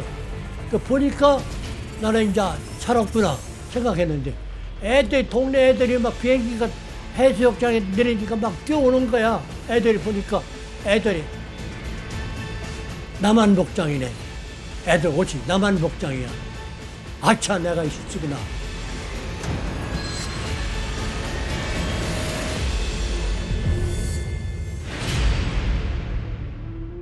야, 그걸 저렇게 자세하게 다 말했어. 너무 큰 반전이다. 그래서 내리자마자 100m를 뛰어가서 네. 자기 신분증을 태운 거야. 자, 박순국이 잘못한 것 첫 번째. 이거. 산소 마스크를 안 썼어요. 자만했어요. 공중에 올라가면 산소 희박한 정도의 문제가 아니라 빠르게 갈 때 이 중력보다 몇 배의 가속도가 이 사람의 혈관을 짓누르거든요. 그러면 이 뇌 속에 있는 혈관도 좁아집니다. 그럼 그때 산소를 억지로 주입해주지 않으면 이 시야가 점점점 좁아지면서 순간적으로 의식을 잃어요. 의식을 잃어. 기절하더라고. 그래서 베테랑 조종사들도 가끔 우리나라에서 이 바다에 불시착을 하거나 비행기 사고가 나는 게 이 중력 가속도로 인해서 순간적으로 뇌에 산소가 공급이 차단될 경우거든요. 박순국이 딱 그 상황에 처해진 거죠. 그래서 잘못 온 거를 깨닫고 자 이제 고성에 착각해서 착륙을 한 건데 이 사실을 숨기려고 우리 중앙정보부가 미군에 안 넘겼던 거예요. 그럼 대단한 건 처음에 스토리 뭐였습니까? 내가 계속 북한 체제에 염증을 느껴서 남한으로 갈 기회만을 보고 있다가 드디어 기회를 잡고 전투기를 몰고 남한으로 귀순을 했습니다. 알갱이를 때려잡는데 앞장서겠습니다. 라는 귀순 스토리였잖아요. 그거를 중앙정보부에서 이 스토리를 만들어서 주입시키는 데까지 얼마나 걸렸어요? 3개월 이상이 걸렸어요. 그럼요. 애써서 매일 한 거야. 그걸 마이클 리 선생은 얼마 만에 깬 거예요? 단 한 번의 조사 만에 야, 세뇌와 압력을 깬 거죠. 야 대박이다. 진짜 엄청난 반전이 숨겨 있을 줄은 몰랐는데 그렇죠. 사실 이게 마이클 리 아니었으면은 평생 영영 알지 못하는 사건이 되지 않았을까 생각하는데 아니 도대체 왜 한국 정부는 이 사실을 숨기려고 했던 건가요? 생각을 해보세요. 방공망이 뚫렸거든. 전투기 한 대가 왔거든. 와가지고 쭉 가서 어디까지 가냐. 포항은 알지? 여기서 지금 서울에서 뭡니까? KTX 타고 가야 돼. 저 남쪽 끝까지 갔다가 이거 아니네? 그럼 너가 제주도야. 올라가는 거예요. 그래서 만약에 연료가 있었으면 그냥 넘어가고 우리는 왔다 갔는지도 모르는 상태가 됐는데 얘가 그냥 거기 착륙을 해버리고 그다음에 신고도 어떻게 되냐면 나무하러 간 부녀가 신고를 하거든요. 그래서 제일 먼저 현장에 출동한 사람들이 누굽니까? 뭐 공무원이 오토바이 타고 가서 사진 찍고 땅으로 말하면 노크 기순인 거예요. 그다음에 주민들이 딱 보고 있는 가운데 이 사람이 앉아가지고 저 100m 올라가가지고 신분증 다 찍고 다 보고 이런 말도 안 되는 사태가 벌어진 거거든요. 이게 막 밖으로 나가게 된다면 어떤 일이 벌어지느냐. 대한민국 국민들이 박정희 정권을 지지했던 이유는 두 가지거든요. 하나가 뭐냐면 그래도 경제 발전. 또 하나가 안보란 말이지. 이것 때문에 저 독재를 그나마 참아주고 있었는데 특히 중요한 게 안보거든. 안보에서 구멍이 뚫렸다라고 한다면 이건 큰일인 거죠. 그러니까 그 당시에 1차적으로는 아마 우리 군의 입장, 뚫린 거를 이걸 어떻게 좀 다른 쪽으로 관심을 끌어야 되겠다는 게 있고 그게 또 중정 입장에서는 그런 이제 국민들의 방공 이런 쪽으로 유도해야 되겠다 이러니까 먼저 이제 언론에다가 그냥 귀순했다, 의거 귀순이다 이렇게 보도를 해놓은 다음에 그 다음에 이제 설득을 해서 한 뭐 일주일만 작업하면 될 줄 알았는데 어랍쇼 이게 제가 보니까 아마 이 그 박순국이 이분이 엘리트 조종사로서 자기 현실 부정을 많이 했을 거예요. 내가 엘리트 조종사인데 항로를 이탈해서 그것도 내가 잘못 내려가지고 불시착을 한 게 또 남한 땅이야? 난 그건 못 받아들여 하고 끝까지 이제 버틴 거죠. 그러니까 북한에 대한 어떤 나름대로의 뭐 충성심도 있겠지만 자기에 대한 그런 게 강하니까 이게 시간이 3개월까지 3개월이면 이건 뭐 이 박순국도 정말 엄청나게 버틴 거라고 볼 수 있고 철벽을 나름대로 우리 중정이 쳐서 미군 측에 넘겼을 텐데 마이클리가 그걸 단번에 뚫어버린 거예요. 그런데 우리가 여기서 이제 궁금해지는 건 이런 겁니다. 우리가 이 사실을 오늘 이만갑을 통해서 알게 됐잖아요. 그렇죠. 근데 마이클 리는 이미 50여 년 전에 이 사실을 알았어요. 그런데 이게 왜 지금까지 알려지지 않았는가? 이게 이제 중요한 부분이잖아요. 마이클 리 선생 같은 경우는 당연히 본국에게 보고를 해야죠. 진실을 알려야 될 뭐 직업적인 의무감이 있는 거죠. 그래서 미국 측에 박순국 귀순 사건의 진실을 알리려 했습니다. 그리고 박순국과 신문할 때에 녹음까지 해두었어요. 결정적인 증거가 확보된 거죠. 실화네. 중앙정보부에서는 좀 방심했던 것 같아요. 우리가 3개월 동안 완전히 다 완전히 했어. 됐어. 이건 뭐 미국 할아버지가 와도 안 돼. 됐어. 했는데 마이클 리 선생이 쓱 들어갔다 오더니 녹음까지 다 해놨는데 그러니까 이제 중앙정보부가 그때 이제 표정이 바뀌는 거죠. 갑자기 들어옵니다. 신문화동 아정에 신문은 여기까지입니다. 라고 일단 신문 절차를 중단시키고 박순국을 데리고 나갑니다. 그리고 대공 합심 반장이 딱 들어와서 녹음 테이프랑 필기한 노트 주시죠. 우와. 라고 해서 사실은 이제 협박을 한 거죠. 마이클 리 선생에게. 자, 대체 어떤 협박을 받았는지 함께 보시죠. 박순국이 그냥 신문할 때에 내가 하는 것을 뒤에서 다 봐요. 등 뒤에서 비밀 장치로 모니터링을 하는데 하루 신문 하도록 돼 있어요. 딱 하루. 1시간이 지나니까 청 들어와요. 그래서 오늘은 신문 이걸로 끝냅시다 하고서는 박순국을 끌고 나가. 나 단둘이 있을 때 이 선생 오늘 한 얘기는 당신이 알아서는 안 될 얘기가 나갔어. 근데 이것은 국가의 엄청난 사건을 이야기할 수 있는 사건이에요. 당신이 부대에 돌아가서 이 내용을 브리핑한다면 당신은 보안 조치할 거야. 당신은 미국 정부의 공무원이지만은 당신은 대한민국의 시민이야. 대한민국 법을 적용을 받아야 돼. 그게 무슨 얘기인지 알아요? 내가 느끼기에는 내가 수트를 나를 죽이겠다는 얘기를 들리는 게 내 귀에. 와, 시민권이 있었던 상황이 아니에요. 그러면서 내가 노트한 거 노트 내용 다 뺐고 녹음 테이프에서 테이프를 뺏어가지고 압수해요. 청 뺏어가지고. 나는 빈손으로 부대 돌아가요. 부대 가니까 G2에서 나온 사람들하고 502 부대장하고 우리 부대장이 전부 나를 대기하고 있는 거예요. 왜 이렇게 일찍 왔느냐? 1시간밖에 못했습니다. 왜 그랬어? 지금부터 하는 얘기는 내가 목숨에 관련된 얘기이기 때문에 얘기하기 힘들은데 어떻게 하면 좋겠습니까? 내 신변을 우리가 보장할 테니까 있는 사실을 브리핑해달라. 그럼 나는 어쩔 수 없이 브리핑을 해야 돼요. 그래서 그날 있었던 박순국의 진짜 얘기를 브리핑을 했어요. 와, 무슨 말고?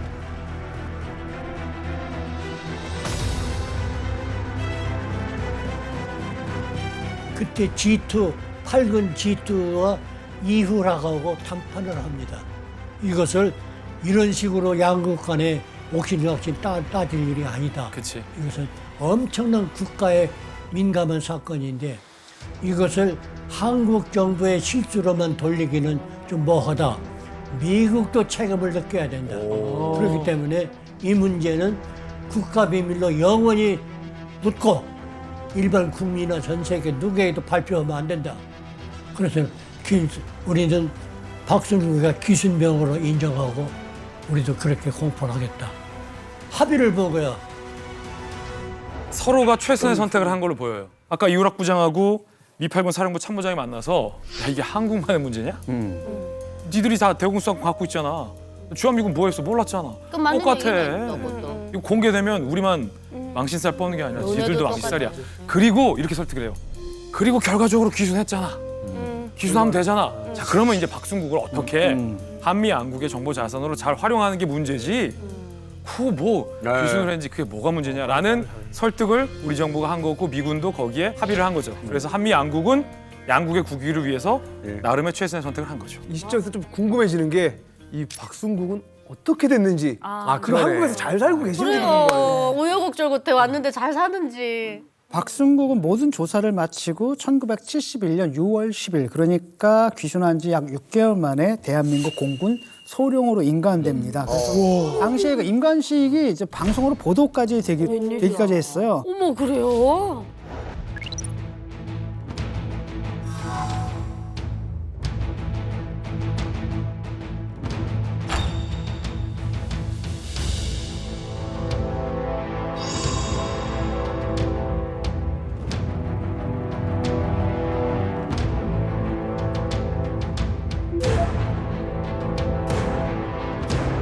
물론 그 임관식을 하게 된다는 이런 이야기를 들어서 솔직히 좀 흥분한 상태에 있었습니다. 그날 이제 가서 임관식 할 적에는 내 자신이 지금 그 임관식을 하면서 대한민국의 그 정말 그 공군 소령답게 모든 걸 다 소유하고 그렇게 하고 받지 못하는 게 상당히 그 유감이었다는 겁니다. 대한민국의 이런 모든 국민들과 또 그 간부들이 저를 그만큼 믿어줬기 때문에 바로 그런 걸 생각지 않고 먼저 임관식을 시켰다는 이런 걸 제가 생각할 적에 많은 간부들과 국민들의 기대에 보답하기 위해서 내가 앞으로 모든 저량껏 다 해야 되겠다 하는 것을 마음속으로 많이 다짐하고 이렇게 했습니다. 자, 어찌됐건 오늘 저희들이 이야기를 나누고 있는 그 마이클 리 선생님, 이제 무장공비 김신조의 신문부터 귀순 조종사 박순국 사건까지 참 탁월하면서도 우리의 현대사의 가장 중요한 순간마다 매번 등장하고 있다는 게 신기할 정도입니다. 그렇죠. 이 경력을 살려서 미국 CIA 국장에게 직접 편지를 보냈고요. 네. 능력을 인정받아서 1976년에 이제 정식 CIA 요원이 우와, CIA. 한 개인으로서 정말로 드라마틱한 삶이 아니었나 하는 생각을 또 해보게 되거든요. 자, 이게 끝이겠습니까? 마이클 리는 이제 또 다른 활약을 하게 됩니다. 예. 대한민국은 물론 전 세계에 충격을 준 사건 1987년 칼기 폭파 그때로 돌아갑니다.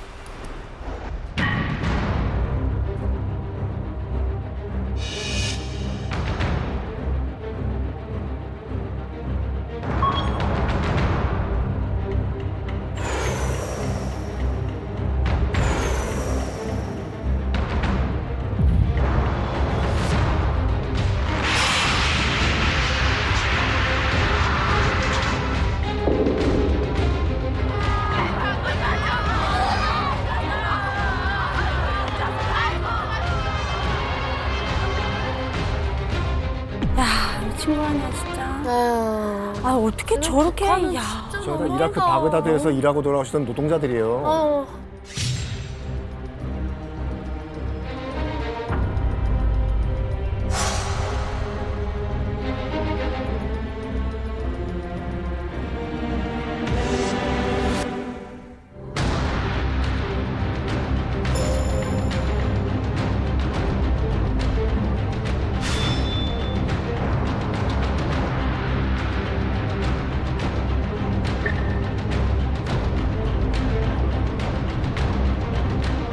그게 죄를 졌기 때문에 마땅히 백벌 죽음 마땅합니다. 그러나 이런 진실을 알게 된 이상 비록 죄가 죽는다 해도 이 사건의 진실을 밝혀드리는 것이 돌아가신 분들과 그리고 가족들이 그리고 이분들에게 조금이나마 속죄해드리는 것이라고 생각하고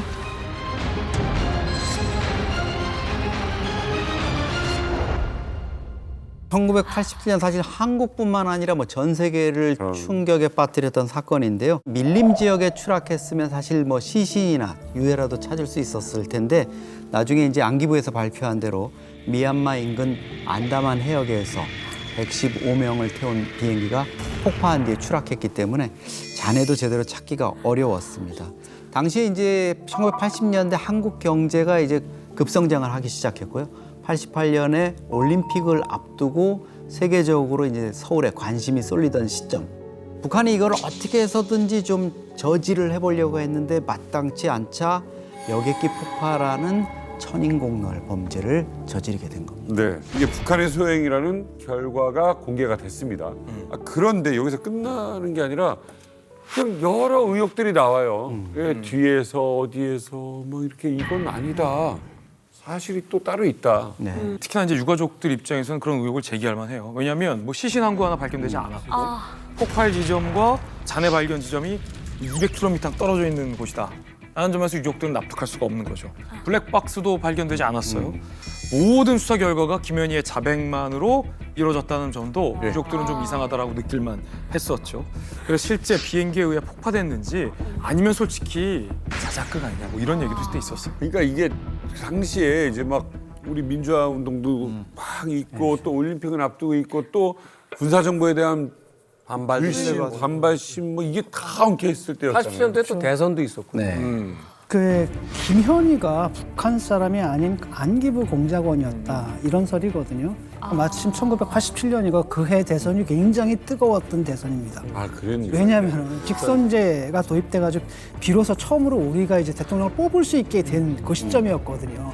그때가 대선을 앞둔 17일이에요. 투표 17일 앞두고 이런 일이 벌어졌어요. 아이고. 그러니까 아마 정부에서 이른바 북풍이죠. 북풍을 이용해가지고 선거에서 이기기 위해서 스스로 자작극을 벌인 게 아니냐. 특히 특정 후보를 당선시키기 위해서 남한에서 공작원을 양성해가지고 해서 벌인 자작극이 아니었느냐. 이런 설이 상당히 팽배해 있었죠, 그때는. 뭐 우연인지 아니면 뭐 자작극인지 모르겠지만 왜 대선 바로 직전에 이런 일이 터지냐. 하도 이제 이른바 이제 그 자작극론이 음모론이 나오니까 이제 해외 언론들도 난리가 난 거예요. 특히 이제 일본 교도통신 같은 경우에도 그럼 한번 진실을 한번 우리가 검증을 해보자. 이런 가운데서 이제 미국 측에서도 그럼 우리가 직접 한번 조사를 해보겠다 해가지고 이제 한국과 이제 협상을 통해 가지고 단독 조사권을 가져가요, 미국이요. 그러면서 당시 이제 주한 미국 대사관에 근무 중이던 마이클 리 보고 당신이 가가지고 한번 저의 진실성을 검증해봐라. 라고 또 아주 중요한 임무를 맡깁니다. CIA인 거잖아요. CIA죠. 여기서부터는 CIA죠. 그래서 CIA 요원 마이클 리 선생님께서 그때 가장 먼저 한국이 다 조사한 내용을 다시 재검토를 다 하셨어요. 처음부터 끝까지. 근데 모든 내용이 첫 이런 수사와 이런 검토한 내용들이 너무 정확해서 뭘 어디서 해야 할지 너무 막막하다 하셨더라고요. 내용이 틈이 없는 거예요. 에러가 없는 거예요. 그래서 근데 어느 분석을 하건 어느 수사를 하건 제일 힘든 것 중에 하나가 재수사하는 거거든요. 마이클 리 선생님께서도 되게 참 이런 딜레마, 고민이 되게 많으셨다고 합니다. 이게 이제 저희들이 하는 거는 이렇게 합니다. 수사 자료가 있잖아요. A라는 수사 자료가 있으면은 뒤집습니다. 사건 자료를 뒤집어요. 그러니까 저희는 재철한다 그러는데 철을 다시 하는 겁니다. 거꾸로부터. 거꾸로. 왜냐하면 시각을 바꿔요. 뒤집어야 되거든요. 왜냐하면 이걸 그대로 하면은 뭐가 되냐면 그걸 수사한 사람의 시각 논리를 그대로 따라가는 거예요. 그러면 아무도 안 믿죠. 그러니까 완전 뒤집어 갖고 철을 다시 해서 하나씩 나눠줍니다. 거기서부터 각각의 이론을 다시 세워요. 그러니까 이제 방식을 하는 거죠. 그래야지 최소한 믿을 수 있거든요. 방식을. 근데 이제 그렇게 안 하면은 사실 믿지 않죠. 그런 부분이 있어. 마이클 리가 생각해낸 이 새로운 어떤 시각의 방식은 아주 흥미롭습니다. 김현희는 본인 스스로 북한 공작원이고 자신이 테러를 했다라고 했는데 이걸 믿지 않으니까 이제 이것만 밝혀내면 된다. 근데 사실 이게 쉽지는 않거든요. 왜냐하면 거짓말을 밝혀내는 것보다 진실을 증명하는 것이 훨씬 더 어렵기 때문인데 자 그렇다면 마이클 리는 이걸 어떻게 밝혀냈는지 직접 확인해 보시죠.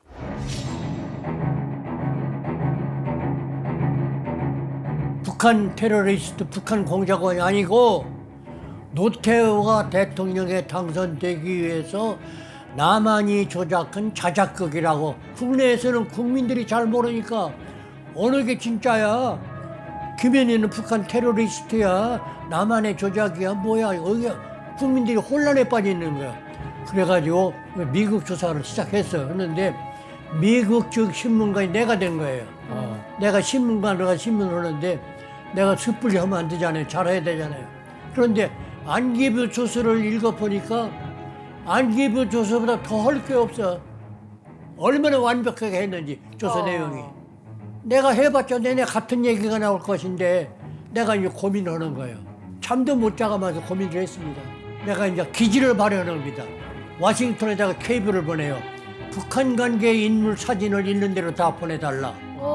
왔어요. 40매가 왔습니다. 사진이.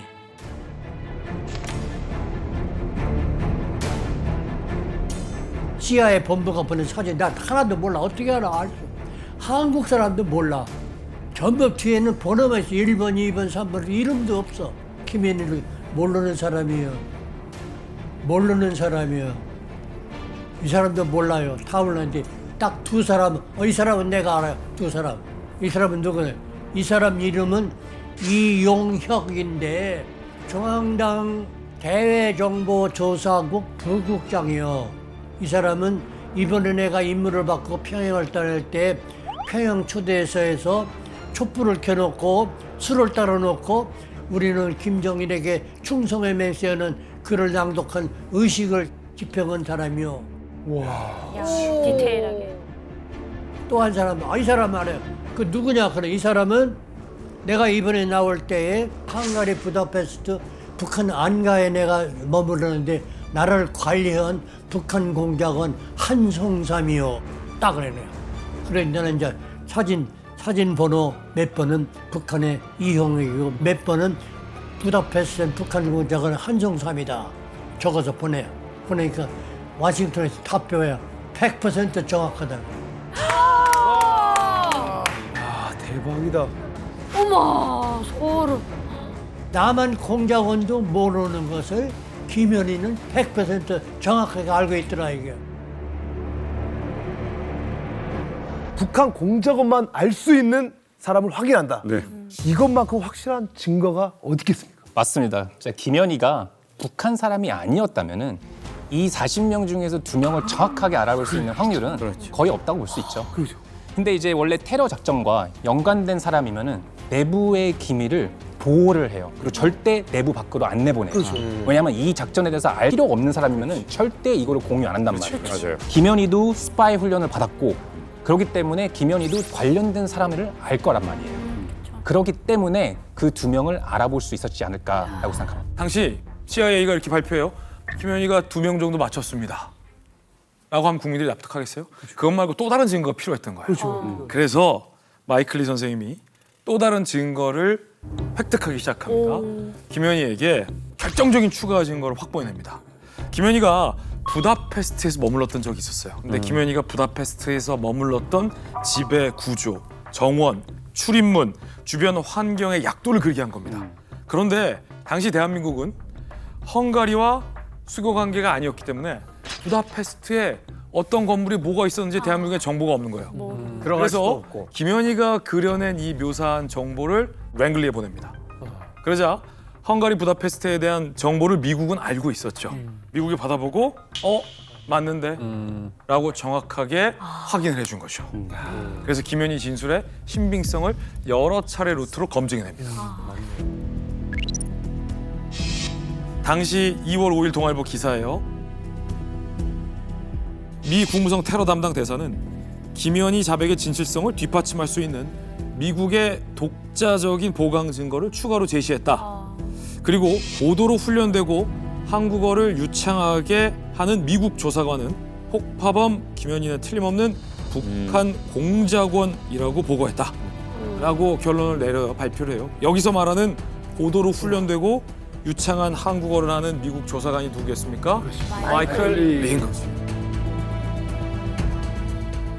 현대사의 굵직한 사건 뒤에 이 마이클 리가 항상 등장해서 사실 영화나 드라마에서도 이렇게 등장하면 이건 개연성이 없다라고 보는 거거든요. 그런데 다 등장하니까. 그렇죠. 이게 정말 실제 이런 일들이 있었다는 게 참 대단하다는 생각이 들고 저희들이 참 이 프로파일러들이 등장하는 뭐 드라마나 영화를 가끔 재밌게 보거든요. 이런 그 이야기에 이제 소위 샘플이 된 모델이 된 1세대 이제 프로파일러가 아닌가 하나 또 생각을 합니다.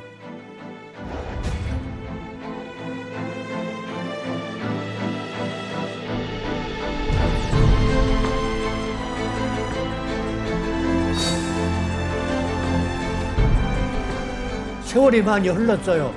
얼마나 많이 흘렀는지 약 30년 이상 흘렀습니다. 대개 북한에서는 27년 이후에 이전의 것은 별로 저쪽으로 안 받아요.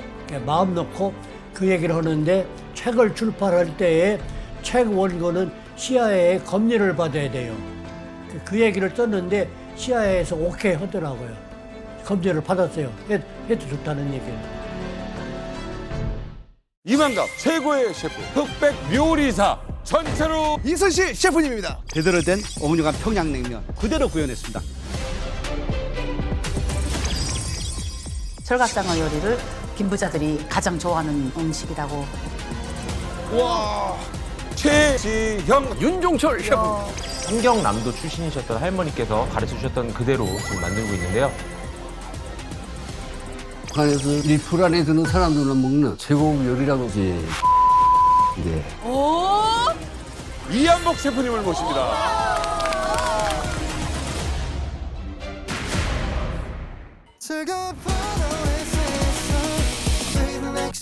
Channel A